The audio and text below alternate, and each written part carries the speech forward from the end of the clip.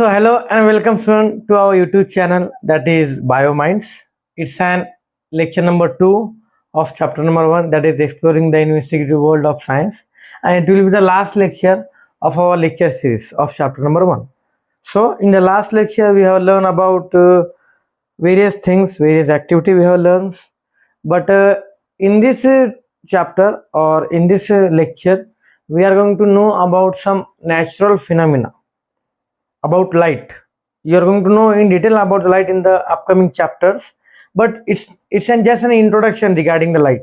What is light and what are the effects of light? So we are going to learn it step by step. So let's start. First of all, our topic is understanding the natural phenomena.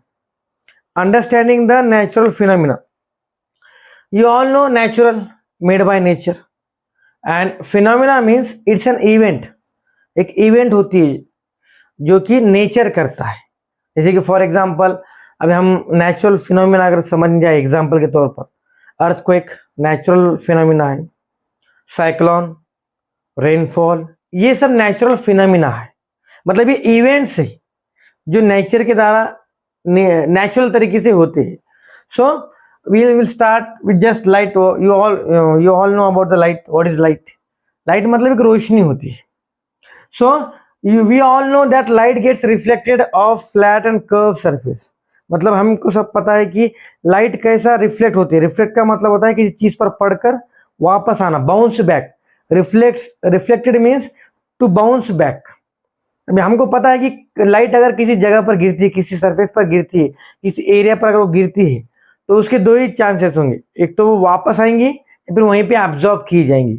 अगर वो वापस आती है तो उतना area चमक जाता है.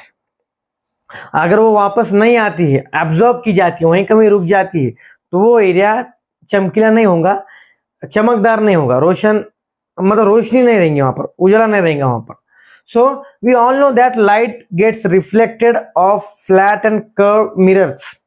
अब कोई भी हमारे कांच होती है, जो ग्लास होते हैं, जैसे कि हमारे व्हीकल का कांच है, मिरर, जब भी उसके ऊपर लाइट गिरती है तो वो लाइट रिफ्लेक्ट होती है. रिफ्लेक्ट का मतलब होता है to bounce back, to come back. मतलब रिफ्लेक्ट का मतलब होता है अगर कोई रोशनी जब किसी चीज पर गिरती है तो गिरने के बाद अगर वो उस जगह से वापस आती है तो उसे कहा जाएगा रिफ्लेक्टेड या रिफ्लेक्शन. रिफ्लेक्शन का मतलब होता है टू बाउंस बैक, वापस आना, किसी चीज को लगकर वापस आना. And bend towards lenses. जो भी ग्लास के लेंसेस होते हैं, लेंस आपको पता होगा कांच के होते हैं, ट्रांसपेरेंट होते हैं वो, मतलब उनमें से आर पर देखा जा सकता है. तो जब भी लाइट इस लेंसेस के ऊपर गिरती है, लेंसेस पर गिरने के बाद में ये बेंड हो जाती है, मतलब मोड़े जाती है, मुड़ जाती है. इसी उस सरफेस पे गिरने के बाद में मुड़ जाना, मतलब ऐसा एक जगह से उसका डायरेक्शन चेंज हो जाना. जैसे कि हम बाइक पर कहीं जाते हैं तो लेफ्ट डायरेक्शन आ गया, तो हमने वहां से डायरेक्शन चेंज कर दिया, मतलब हम जगह उस डायरेक्शन को चेंज करके मुड़ गए. हम मुड़ जाना. बेंड का मतलब होता है मुड़ जाना. जैसे कि हम कोई पाइप बेंड करते हैं, मतलब मोड़ते उसको, उसका अगर जो शेप है वो चेंज करते हैं, फिर उसका डायरेक्शन चेंज करते हैं. In the same way when light falls on the lenses it get bend हो जाती है, मतलब डायरेक्शन चेंज हो जाता है, मुड़ जाती है. After that all the surfaces reflects light, even the moon. Moon मतलब चांद. कोई भी सरफेसेस, कोई भी सतह, कोई भी एरिया ज्यादातर लाइट को रिफ्लेक्ट करता है. जैसे कि एग्जांपल मून. अगर मून के ऊपर भी लाइट गिरती है तो मून लाइट को रिफ्लेक्ट करता है, मतलब वहां से लाइट रिफ्लेक्ट होती है, मतलब बाउंस बैक होती है, वापस आती है. रिफ्लेक्शन का मतलब होता है किसी चीज पर गिरना और गिरने के बाद वहां से वापस आ जाना, उसे कहा जाता है रिफ्लेक्शन. सो जब मून पर लाइट गिरती है तो मून के ऊपर लाइट गिरने के बाद में मून जो लाइट होती है वो मून से रिफ्लेक्ट होती है, मतलब वहां से वापस आती है, और इसी को कहा जाता है रिफ्लेक्शन. फॉर एग्जांपल मून के पास खुद की लाइट नहीं होती है, मून के ऊपर लाइट गिरती है सन की. Even earth don't have its own light. Earth depends on light for earth depends on light for sun. Sun से अर्थ को लाइट मिलती है. अगर अर्थ को लाइट चाहिए तो वो सन से मिलती है. मून को भी अगर लाइट चाहिए तो सन से मिलती है उसको. मतलब सन की जो भी लाइट मून पर गिरेंगी गिरने के बाद वो वहां से वापस आती है और उसी को कहा जाता है reflection. So due to the light moon gets illuminated. Illuminated का मतलब होता है चमकीला, ब्राइटर, लाइटेड, रोशन। मतलब किसी चीज पर अगर आपने उजाला डाल दिया, कहीं पर अंधेरा है और वहां पर आपने लाइट डाल दिया, इसका मतलब होता है आपने उस एरिया को इल्यूमिनेटेड कर दिया, मतलब रोशनी से भर दिया, लाइट से भर दिया। इसका मतलब होता है इल्यूमिनेटेड। इल्यूमिनेटेड मतलब होता है टू मेक इट ब्राइटर और टू मेक इट लाइटर, मतलब किसी चीज को चमकीला बनाना। और मून चमकीला कब बनता है? जब उसके ऊपर लाइट गिरती है। अब अभी रात के समय आप देखते होंगे कि चांद थोड़ा दिखता है, कभी पूरा दिखता है, कभी आधा दिखता है, कभी 3/4 दिखता है। तो ये दिखने की जो वजह है, उस पर लाइट गिरती है और लाइट गिरने के बाद में वहां से रिफ्लेक्ट होती है। That's why we can able to see different phases of moon. Phases का मतलब होता है stages. And due to this position of earth, moon and sun, earth, moon और सन, इन तीनों की एक पोजीशन होती है, एक सिचुएशन होती है, एक पोजीशन आती है, एक जगह होती है इनकी। और जब ये तीनों एक जगह पर होते हैं तो उसी की वजह से हम मून को देख सकते हैं कि कितना चमकीला है, how much the moon is get illuminated. उनकी इस पोजीशन के ऊपर सन, सॉरी क्या है यहाँ पर, हाँ, अर्थ, मून एंड सन, या फिर सन, मून, अर्थ, हाँ, ऐसे ही बोल सकते हैं अपन, कोई प्रॉब्लम नहीं है। सो इन तीनों की पोजीशन की वजह से हमें डिफरेंट टाइप्स ऑफ मून दिखते हैं। मतलब मून एक ही होता है, पर मून के ऊपर लाइट गिरने के बाद में कभी मून पूरा दिखता है, कभी आधा दिखता है, कभी 3/4 दिखता है, कभी बहुत कम दिखता है, 1/4 दिखता है उसका हिस्सा, उतना ही चमकता है क्योंकि उतनी लाइट उसके ऊपर गिरती है। तो ये लाइट गिरने की वजह से हम मून के, चांद के कई सारे स्टेजेस देखते हैं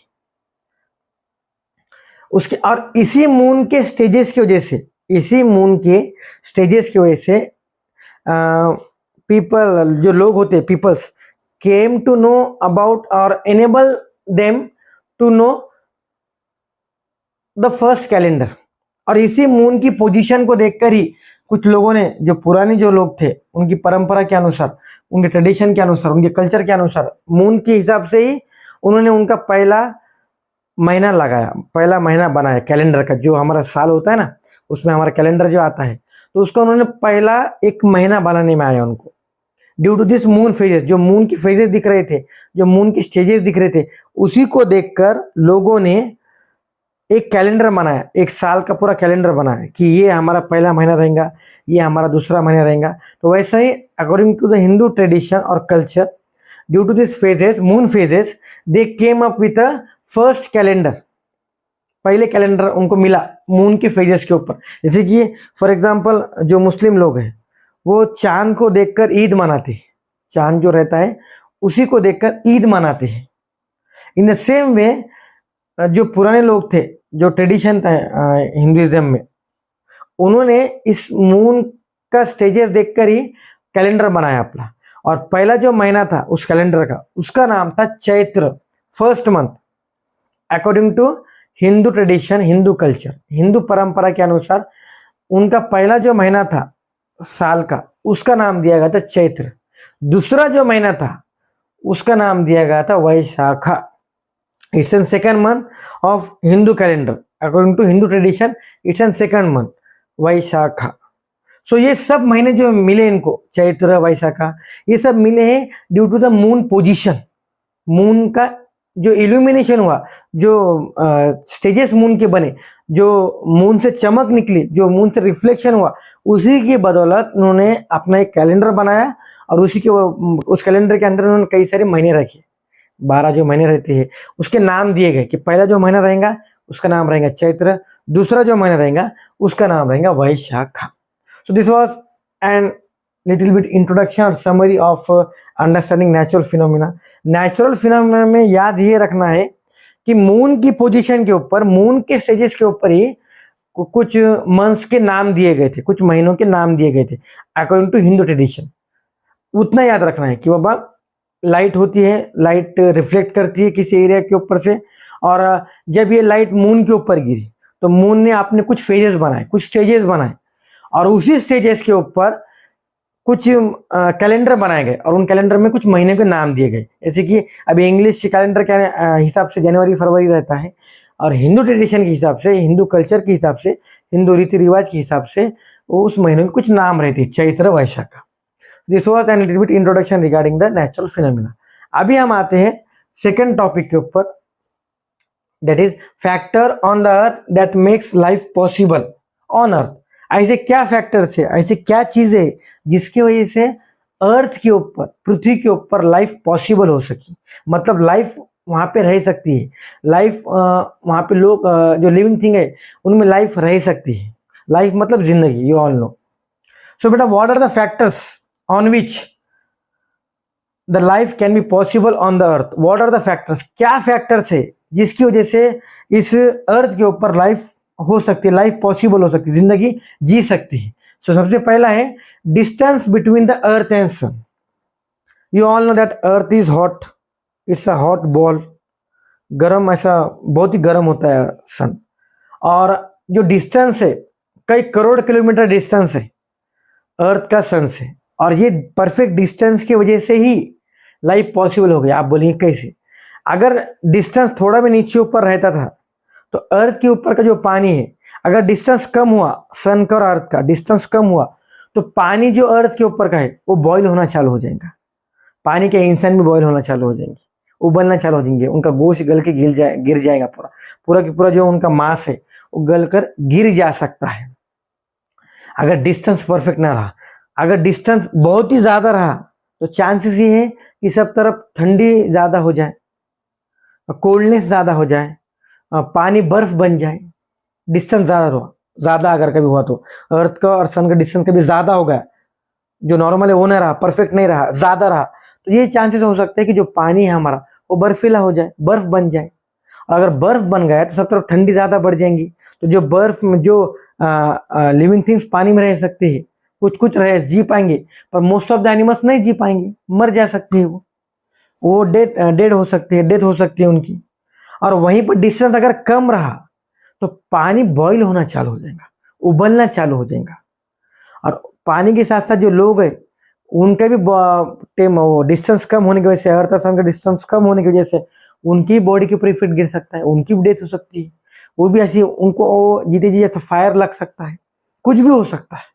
सो there should be a perfect distance between earth and the sun. If the distance is perfect, all the things will work normally. But if there is some changes between the distance between the earth and the sun, there may be a problem can occur on the earth. Maybe the water get freeze or maybe the water get boiled. दोनों में से कुछ ना कुछ तो भी होगा, एक तो पानी उबलेगा या फिर पानी बर्फ बन जाएगा अगर डिस्टेंस परफेक्ट नहीं रहा तो। क्योंकि अर्थ जो है हीट के लिए टोटली सन के ऊपर डिपेंड है। अगर सन का डिस्टेंस दूर हुआ तो उतना ही टाइम लगेगा सन से अर्थ तक सनलाइट आने में, उतना ही टाइम लगेगा। और अगर नजदीक आ गए तो जल्दी आ जाएंगे, और जिससे पानी उबल सकता है, जिससे बहुत बड़ा नुकसान हो सकता है, even death can cause. Second जो है कि हमारा जो एटमॉस्फेयर है, जो हमारा सराउंडिंग है, वहां पर ऑक्सीजन होता है, और ऑक्सीजन हमें मिलता है प्लांट से, ट्रीज से।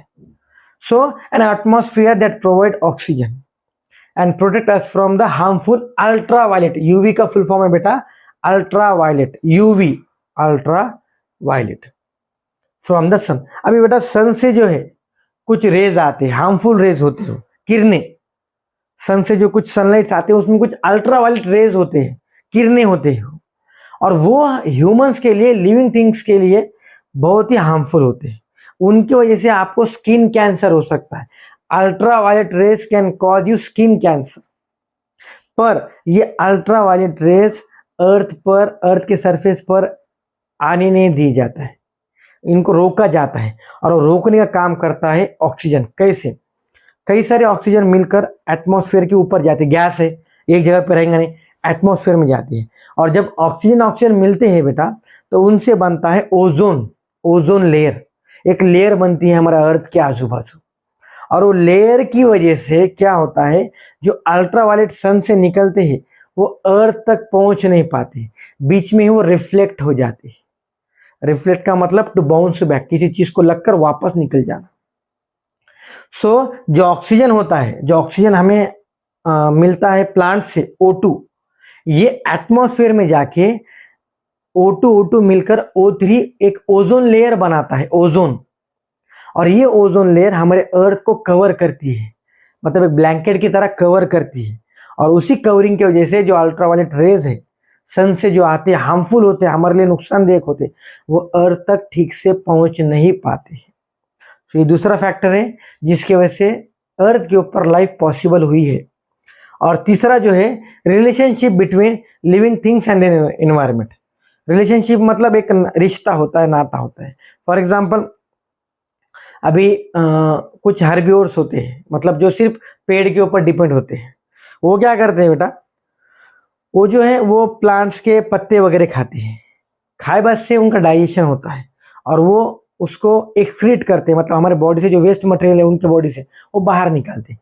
वो वेस्ट जमीन में जब रहता है तो उसमें कई सारे न्यूट्रिएंट्स होते हैं और जमीन से वो और अंदर चले जाते हैं न्यूट्रिएंट्स, और वही न्यूट्रिएंट्स वापस प्लांट्स के द्वारा ली जाते हैं। और उन्हीं न्यूट्रिएंट्स की वजह से जो सॉइल होती है हमारी, वो न्यूट्रिएंट से भर जाती है और नेक्स्ट प्लांट्स जो है उनके लिए वो सपोर्टेबल होती है। मतलब फॉर एग्जांपल अभी कोई एक गोट है या फिर कोई एक काव है या बफेलो है, उन्होंने पेड़ के पत्ते खाए। खाने के बाद वो पेड़ के पत्ते उनके बॉडी के अंदर डाइजेस्ट हो गए। डाइजेस्ट होने के बाद में जब वो एक्सक्रीट करते हैं, मतलब जब वो अपना वेस्ट मटेरियल निकालते हैं अपनी बॉडी से, वो वेस्ट मटेरियल गिर जाता है सॉइल के ऊपर।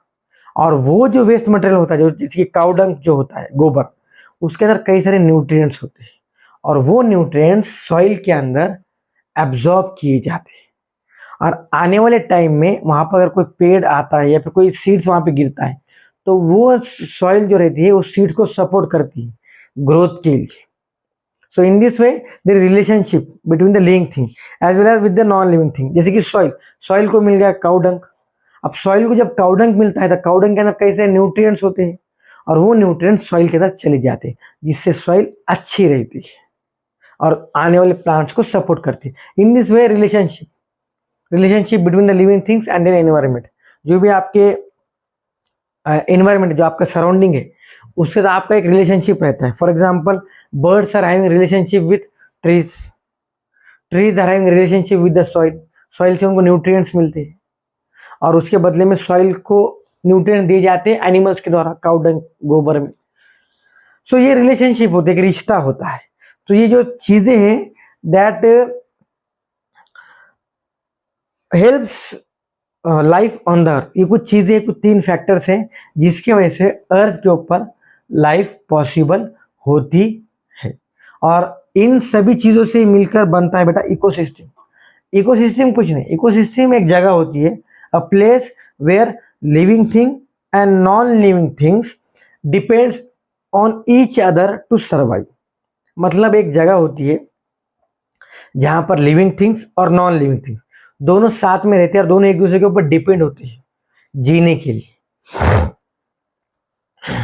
सो ecosystem is nothing but a place where living things and non living things live और depends on each other to survive. Ecosystem एक जगह होती है, एक प्लेस होती है, एक एरिया होता है जहां पर living thing plus non living thing दोनों एक दूसरे के ऊपर डिपेंड होते हैं ताकि वो सर्वाइव कर सके। सो this was all about the natural phenomena and some factors which are going to helpful for you in the exam. So that's it.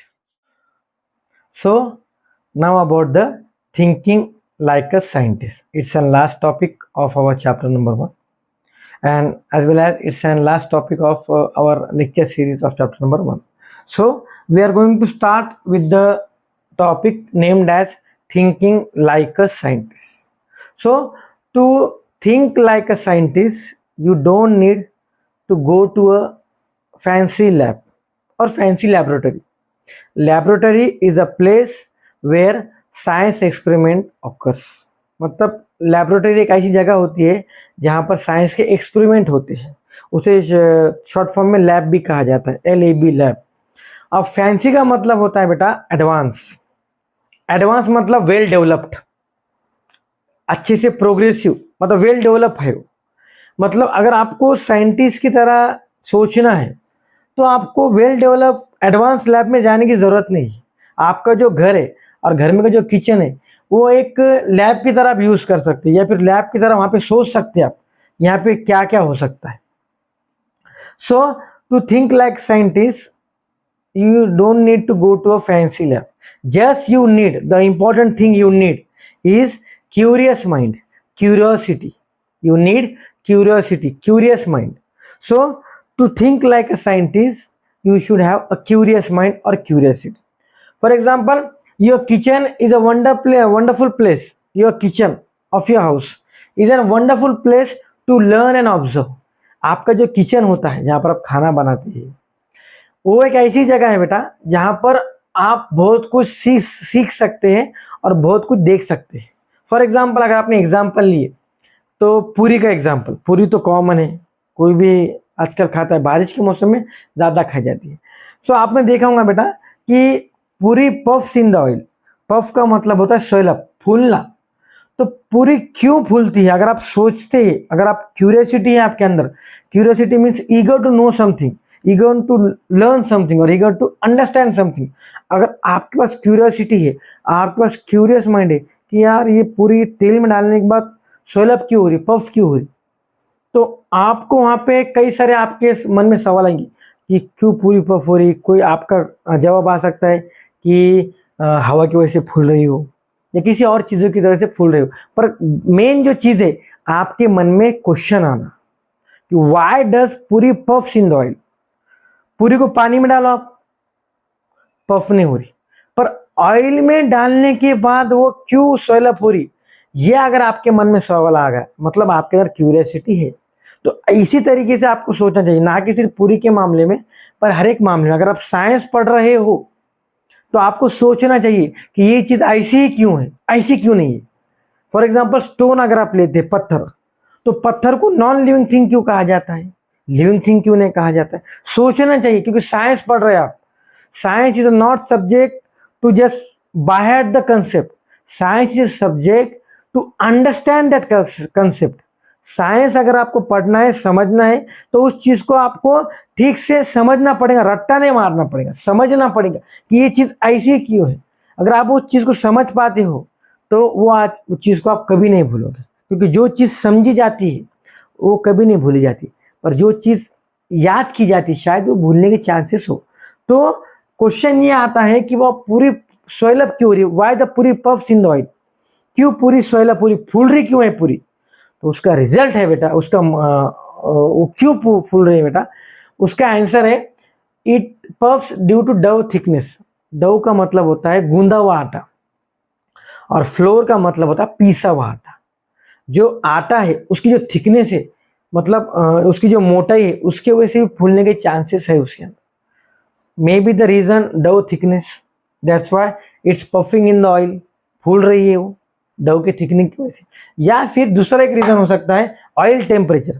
जो तेल है, जो भी आप तेल यूज करते हो, उस तेल का तापमान बढ़ गया हो, कम हुआ तो नहीं पफ होंगे, बढ़ जाता होगा। अगर तेल उबलना चालू हो गया, तेल गर्म हो गया, बहुत तेल का तापमान बढ़ गया, तो वो भी एक रीजन हो सकता है कि जो पूरी है आपकी वो पफ हो रही है, फूल रही है उसके अंदर।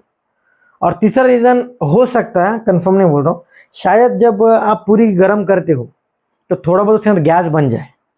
जैसे कि अभी आपकी रोटी भी है, रोटी आप जब बनाते हो, आप मम्मी देखेंगे जब बनाते हो तो वो सोइलअप हो जाती है, फूल जाती है, और जैसे उसको ऐसा फटका मारे बाद से जब गैस बाहर निकल जाता है तो वो नॉर्मल इस पर आ जाती है।